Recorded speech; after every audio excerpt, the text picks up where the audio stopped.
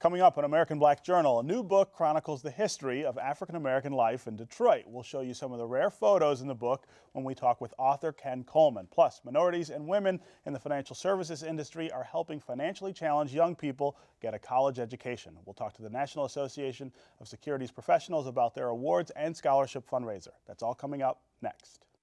Lindsay wants to know. So I'm curious, what's DTE Energy doing to improve their customer service? Why don't we take a ride over there and let Rachel tell us? Hello. Hello.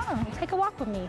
Here at DTE Energy, we're working very hard to improve our service, like answering every call under 1 minute and resolving the issue on the first call. Wow, no passing the buck, huh? Nope. And plus, we're adding over 100 customer service jobs right here in the state of Michigan. I need to get a real job. I'm going to send your application. Thanks, Rachel. DTE Energy. Know your own power.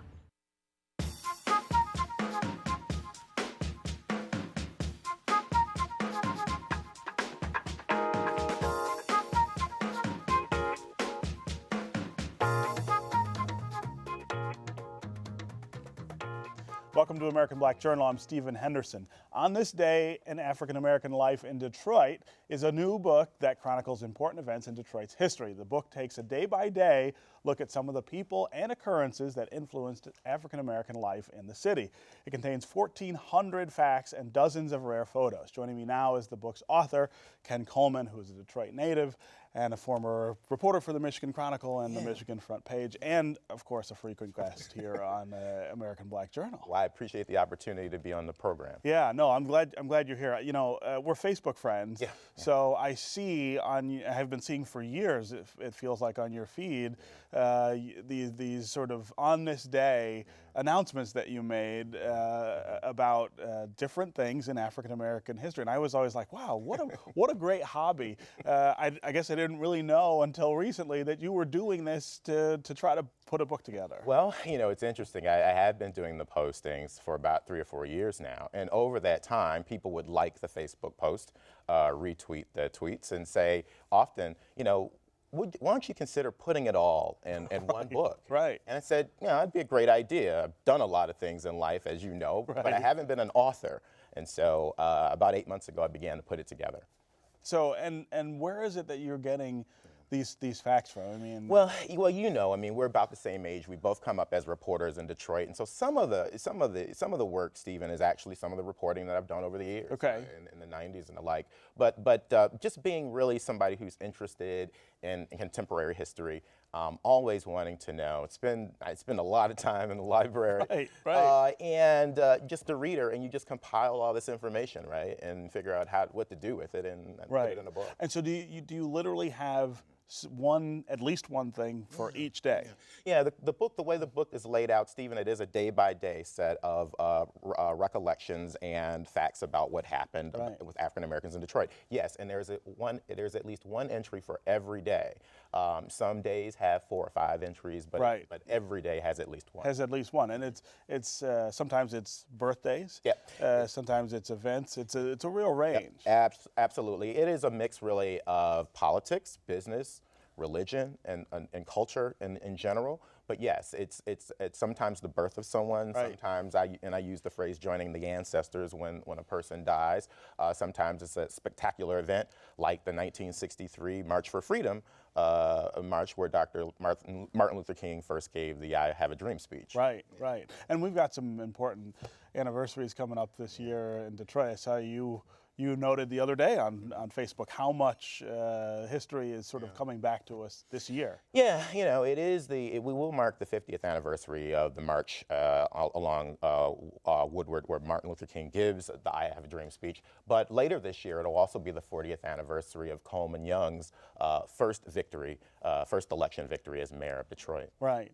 I have to say that on November 7th, you put up a thing about the birth of William Beckham Jr., who was my mom's older brother, my uncle.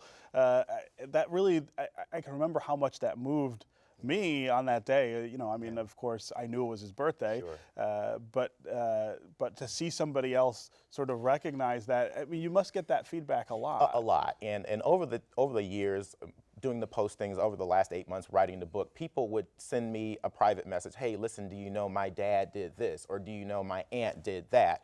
and they would remind me of dates. And so I'm really proud to say a lot of the postings, Stephen, a lot of the work, or some of the work in the book really came from Facebook friends. People saying, or, look up X, Y, and Z. I think my dad did this. Right, right. A couple postings. Mr. Beckham was a very important leader in Detroit. Yeah, yeah. The photos in the book are remarkable. Talk about where you got the photos, and then we'll take a look at some of them. Sure. Probably the most challenging part of the project was really acquiring the rights to publish the photos, right? I mean, we're writers. We're serious about our prose, right? But I also recognize that if you do a book about historical content, there's an expectation that you're going to have photos. Right. So the Walter Reuther Library at Wayne State University and the Burton Collection at the Detroit Public Library were two important sources. Those were places, and they were fine with you. Well, you have to sign an agreement. Right, right. And they're very particular about how you use the photos, but we did acquire the rights to publish them. Okay, so let's take a look at some of them. We had one up there. Let's see if we can go back to that. Yes, we know this gentleman. Yes, that is Barry Gordy Jr. It is a rare photo, though, that is courtesy of Wayne State University, the Reuther Library. Of course, he's outside Hitsville, USA. Sure. On West Grand Boulevard, and it was taken in 1964. He is holding up the Supremes' Where Did Our Love Go album. Yes, that right. Been recently released, 1964. That's fabulous. Now, this photo is one of the oldest, Stephen, in the book. This is Dunbar Hospital in 1922. Dunbar Hospital was the first African-American healthcare institution in the city. And those are the doctors who founded the hospital in 1918. Wow. The photo was taken in 1922. They are dressed in their business best. And where is that photo? That actually the hospital still stands. It's at 580 Frederick Street, in the Cultural Center. Okay. Near the library. Okay. And this photo is that is Bethel AME Church, and that was taken in the 1920s. Bethel AME was founded in 1841. Actually founded on May the 10th. And it's still this is at the original. No, this was some years later. This was in the 20s. Okay. But the church itself was founded in 1841. Okay. Okay. This is certainly this is Mother's Day weekend, and I certainly wanted to add this photo to the collection that we would take a look at. This is the NAACP Women's Committee in 1961. Okay. They are the wives of some of the most prominent African Americans in Detroit at the time. Betty Hood, the wife of Nicholas Hood, is there. Yeah. Also, Mary Bell, the wife of Haley Bell, who started WCHB, is there. And the woman in the middle with the glasses is Anna Diggs Taylor, who went on, of course, be a federal judge. Yeah, absolutely. This is William Lambert. William Lambert was an abolitionist. He was one of the first leading African Americans in Detroit. He lived in the 1850s, 60s, and 70s. And he actually, Stephen, later, as we approached the 1900s, actually lobbied the Michigan legislature to take the word white out of the Constitution. Is that right? An African-American man. Is that right? Yeah. Wow. William Lambert. So, you do a book like this, and you're getting a lot of feedback that I'm seeing. What's the feedback like been overall? It's been awesome. Yeah. I mean, one of the great things about doing the work, I've had a book signing, we'll be doing other book signings. People come up and, some people are in tears. That's my dad there, right. Or that's my uncle there, or, I haven't seen this since, X year. It's been really great. I mean, what I hope that the book will be, Stephen, is a primer for people if you just moved to Detroit, right. If you haven't been here for a while and you want to kind of know how African Americans have moved in this city for more than 200 years, sure. I hope that it is a book that people will get that base knowledge and go out and find out other things. And go learn other things, sure. Yeah. One of the things that strikes me about the work here is, again, it's the breadth of it, over time. I think a lot of times we think of African American history in the city as being the last 40 years when African Americans sort of came into political power and prominence, but our history in this city goes back much further. It did. William Lambert, who we talked about, was a very important figure in the 1800s. Frederick Douglass comes here in 1859 and meets with John Brown. Right. Literally in what is downtown Detroit now, at a home owned by William Webb, who was another prominent African American. This was 200 years ago. Right. And when you put all this stuff together, you really see that the influence that African Americans have had over Detroit's development over that time. It is, and I also hope it's a forward-looking piece in this sense, Stephen. Obviously, we are a city that's challenged in a lot of different ways, but I think there are lessons that we can learn moving forward. There's some examples that we've seen in our past where we can reinvent ourselves. Sidney Barthwell owns 9 drugstores during the Great Depression. And operated 9 drugstores across the city. Right. He did it in challenging times, and there wasn't an African American mayor downtown. Right. There wasn't an African American city council. Right. But he got it done. But he was able to do it. We've got about a minute left. I know there's a lot of photos in your book about Black Bottom, that area, and Miller High School, which is now reopening as a charter school. Those are fascinating to sort of see how many people went there. Oh and the yeah, history of I that mean place. Congressman Charles Diggs went there. Milt Jackson, the great jazz vibraphonist. All types of people, and they did it against the odds at Miller. It really became a segregated high school de facto because the Detroit Public Schools, really wanted kids to go there, and white kids and others went to other schools like Eastern and Cass and schools like that. But the Miller kids did great things despite the odds. Right, and now we're going to have new kids coming out of it. And so that is a way of sort of taking that history and moving forward. And moving forward. Great. Great work on the book. Appreciate it. Thank you so much. Yeah.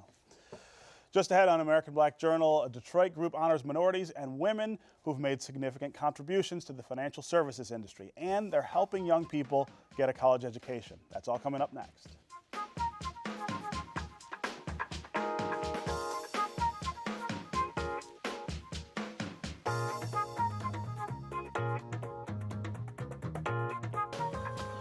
The National Association of Securities Professionals is made up of minorities and women in the financial services industry. Recently, the Detroit chapter held its annual award ceremony and scholarship fundraiser.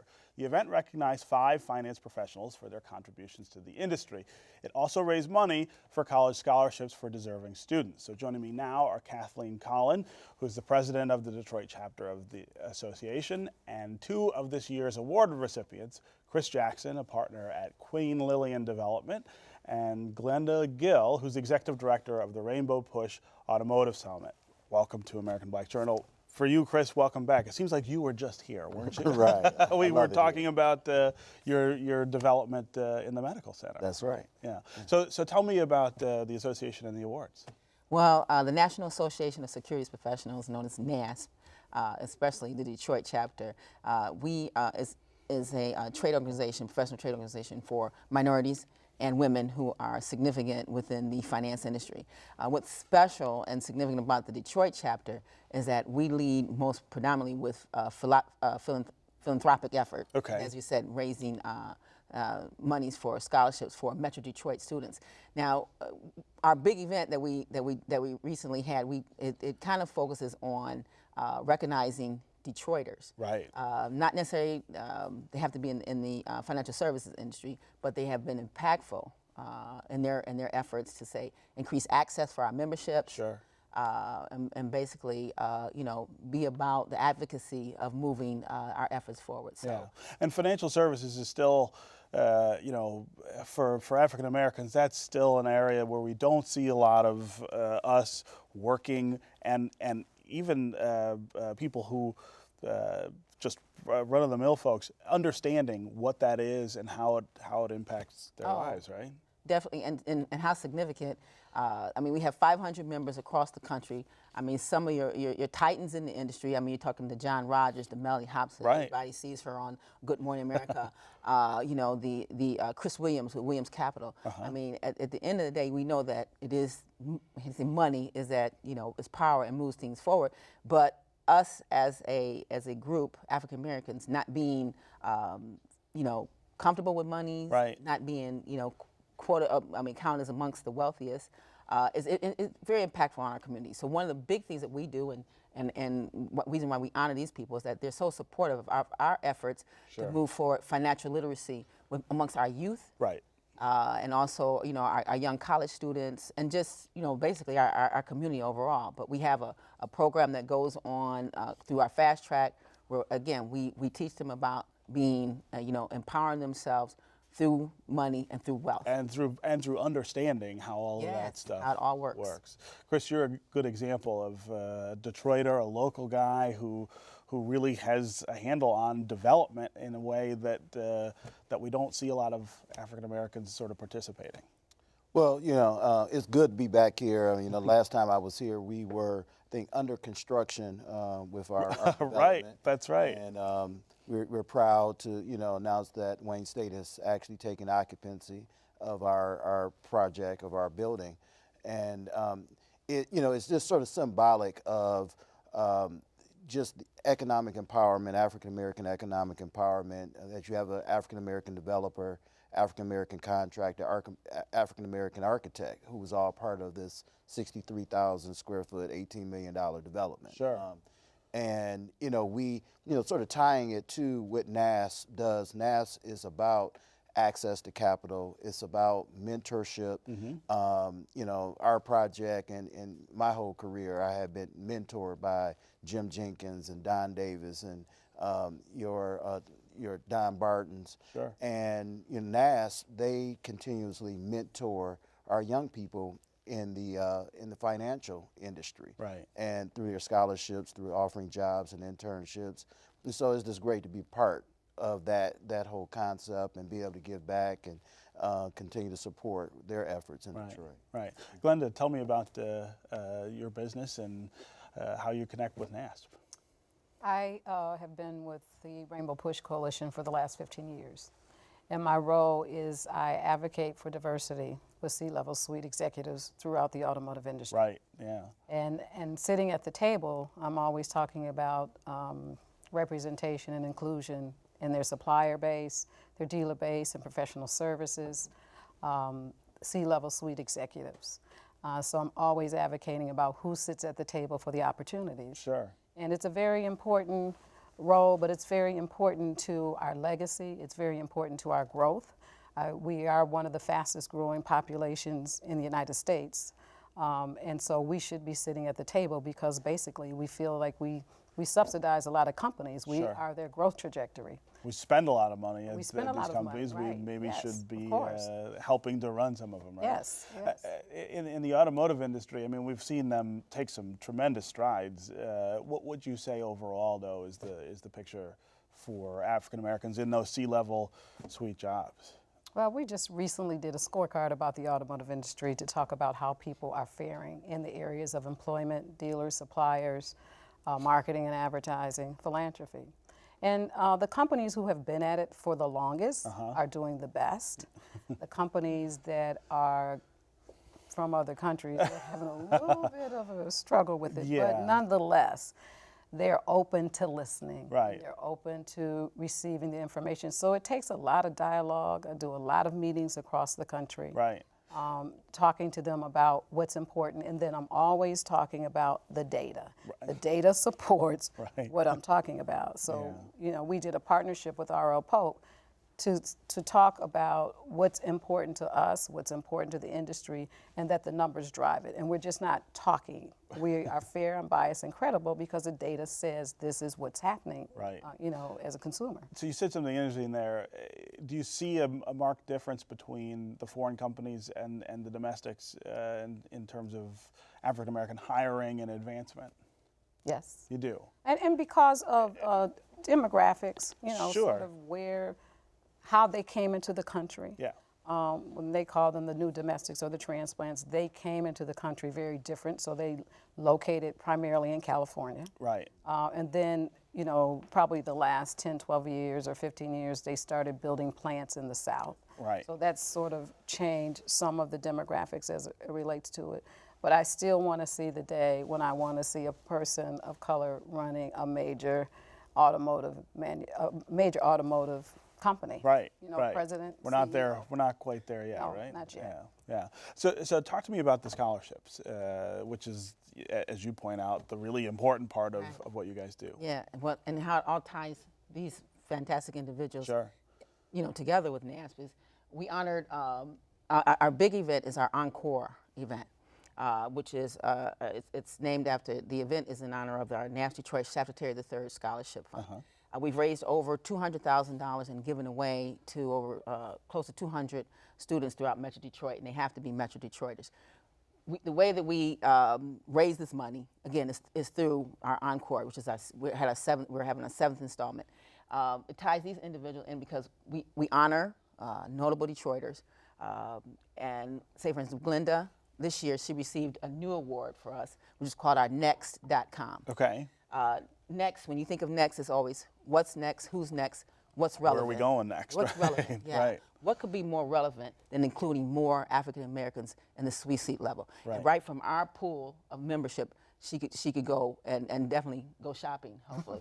What also she makes sure is that, when she talks about professional services, we have some of the best money managers, bonds brokers, brokers, period, who could be involved in doing business with all these different suppliers, Sure. and with the big automotive industry themselves. So she pushes on our behalves and thus creates opportunities for Detroiters locally, and thus what does that lead to? More hiring. More hiring. And more of that's our right. youth More doing opportunity. internships, more opportunity. Chris this year, he was our maverick. Right. What else would he be? That's right. Right? What else would you What call else would he Chris, be? right? and who honored him and who he received his award from was Mr. Jackson, Hiram Jackson. Okay, right. Who was 2 years back was our maverick as well. And as you Right. know, a maverick thinks independently, and he basically charts his own course. But what he makes sure he does is to pull and bring others along. I mean, Chris I can't say more about that as a kind of a mantra for him in business, is making sure he brings others along. So handing out these awards, we get people to come from all over the country who want to network with our wonderful Detroiters. We say you love doing business in Detroit. We'll support what Detroit is about. NASP Detroit itself is about moving forward our future. Right. And that's our youth. How often do you see that's part of the problem is that young African American kids don't even think about these kinds of careers or opportunities? It just doesn't come up, right? Well, I tell you, that's one of the key parts about our membership, is that we not only are we trying to give them teach them about the value of money, but we're trying to teach them about valuing themselves. And if they can't see themselves, then they don't know how to basically, to kind of dream. Right. So by networking and being a part of NASP Detroit through our scholarships and receiving them, they get to see individuals like a Chris, like a Glenda, Right. and say, well, there's something more that I can do than just be, a basketball or Right. a rap. Right. Yeah. I could be a developer. Right. Well, and the opportunities are there now in a way that maybe they hadn't been in the past, right? I mean, it's just sort of opening up a little bit. Well, we have, more access through government. Yes. And where you may not have had, 30, 40 years ago, we have more access to capital because we do have individuals who are members of NASP who own asset management firms, who own banks. So we, as African Americans, have access to the money. Sure. And so if you do have a dream, you can take that dream to Wall Street. You could take that dream to members of NASP, which, in our development, First Independence Bank was involved on the financing component. Right. So, it is a matter we now can really bring it into, it's tangible. We Right. can actually go and touch buildings, touch property, and say this is something that we can do. And see the things that will make a difference. Absolutely. Yeah. How could somebody get involved? We've got about a minute left. How could someone get involved with your organization? Well, one, of course, you go become a member of NASP. Sure.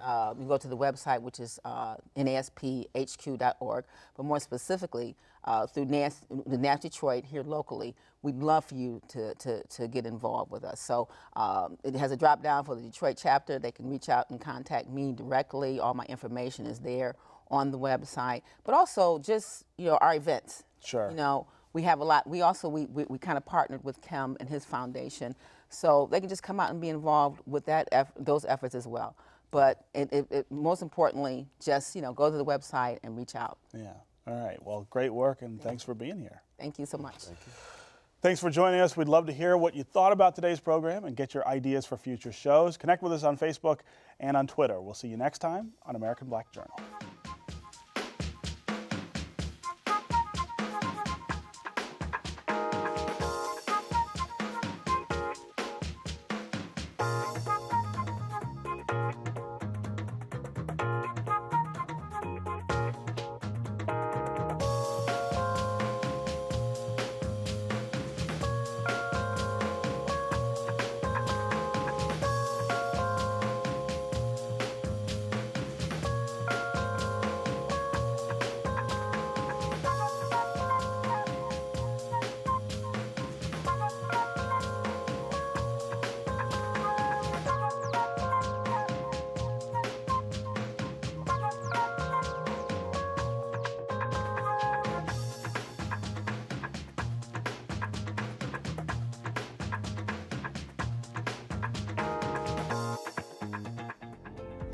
This program is part of American Graduate. Let's make it happen. A public media initiative made possible by the Corporation for Public Broadcasting. Lindsay wants to know, So I'm curious, what's DTE Energy doing to improve their customer service? why don't we take a ride over there and let Rachel tell us? Hello. Hello, take a walk with me. Here at DC Energy, we're working very hard to improve our service, like answering every call under 1 minute and resolving the issue on the first call. Wow, no passing the buck, huh? Nope. And plus, we're adding over 100 customer service jobs right here in the state of Michigan. I need to get a real job. I'm going to send your application. Thanks, Rachel. DTE Energy. Know your own power.